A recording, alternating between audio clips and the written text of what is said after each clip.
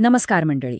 महाराष्ट्रातल्या शिक्षक भरतीची वाट पाहणाऱ्या सगळ्यांसाठी एक खूप मोठी आणि महत्त्वाची बातमी आहे. नुकत्याच आलेल्या एका सरकारी परिपत्रकामुळे असं दिसतंय की ही थांबलेली प्रक्रिया आता वेगाने पुढे जाणार आहे. चला तर मग या परिपत्रकाचा नेमका अर्थ काय आहे आणि त्याचे काय परिणाम होऊ शकतात हे सविस्तरपणे समजून घेऊया. हा प्रश्न आज महाराष्ट्रातल्या हजारो किंबहुना लाखो उमेदवारांच्या मनात आहे, नाही का?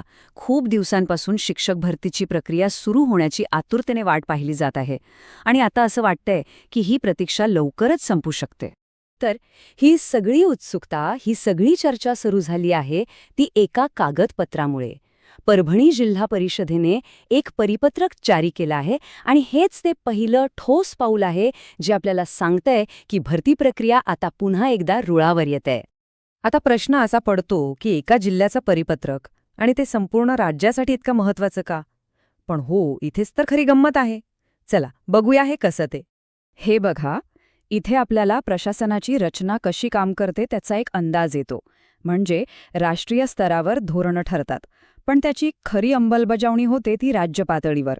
आणि शिक्षक भरतीची प्रक्रियासुद्धा बरोबर याच पद्धतीने चालते, जिथे राज्याचे वेगवेगळे विभाग आदेशांचं पालन करतात.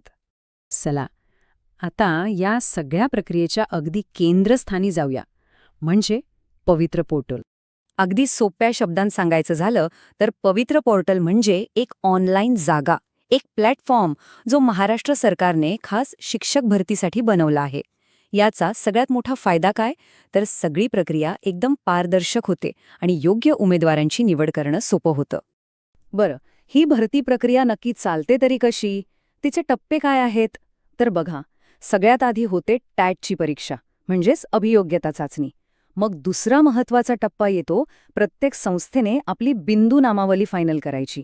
हे झालं की पवित्रा पोर्टलवर जाहिराती येतात आणि मग शेवटी उमेदवारांना शाळा निवडण्याची संधी मिळते. असा हा सरळसोट प्रवास आहे. पण थांबा, जाहिरात प्रसिद्ध होण्याच्या आधी एक खूप खूप महत्त्वाचा प्रशासकीय काम आहे. खरं तर या कामावरच पुढची सगळी प्रक्रिया अवलंबून आहे. तर ही बिंदू नामावली म्हणजे नेमकं काय?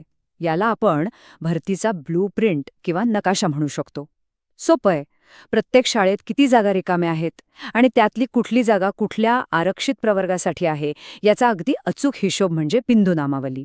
याच्याशिवाय एक पाऊलही पुढे टाकता येत नाही. मग ही इतकी महत्त्वाची का आहे? कारण सोपं आहे. पहिलं म्हणजे यामुळे आरक्षणाच्या नियमांचं तंतोतंत पालन होतं. दुसरं, ही एक कायदेशीर अट आहे. आणि तिसरं म्हणजे एकदा काही बिंदू नामावली मंजूर झाली की पुढे जाहिरात देण्याचा मार्ग मोकळा होतो. जोपर्यंत ही मंजूर होत नाही तोपर्यंत भरती प्रक्रिया एका जागी थांबलेली असते, अक्षरशः. चला आता थेट त्या मूळ परिपत्रकाकडे जाऊया, बघूया तरी त्यात नेमकं काय म्हटलंय.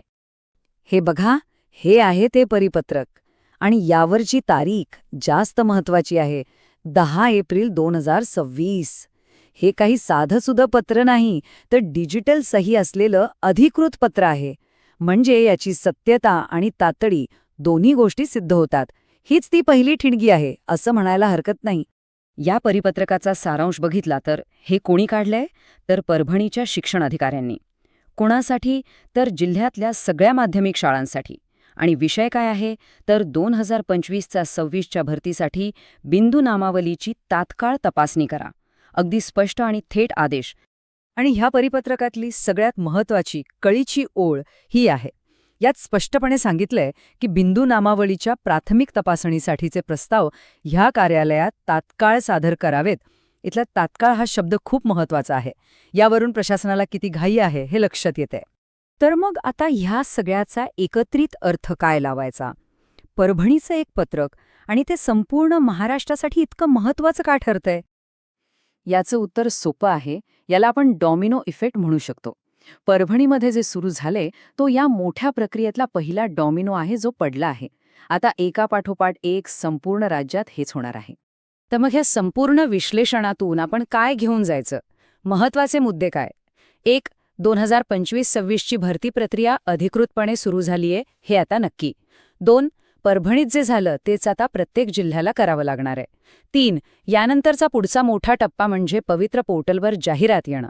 आणि सगळ्यात महत्त्वाचं 4. जे उमेदवार इतके दिवस वाट बघत होते त्यांच्यासाठी आता तयारीला लागण्याची हीच योग्य वेळ आहे. तर प्रशासनाचं चक्र आता वेगाने फिरू लागलं आहे. ही प्रक्रिया जेव्हा पूर्ण होईल तेव्हा महाराष्ट्रातल्या शाळांना, विद्यार्थ्यांना नवे शिक्षक मिळतील. पण ह्या सगळ्याचा आपल्या शिक्षण व्यवस्थेवर आणि मुलांच्या भवितव्यावर नेमका काय आणि कसा परिणाम होईल, हा प्रश्न नक्कीच विचार करण्यासारखा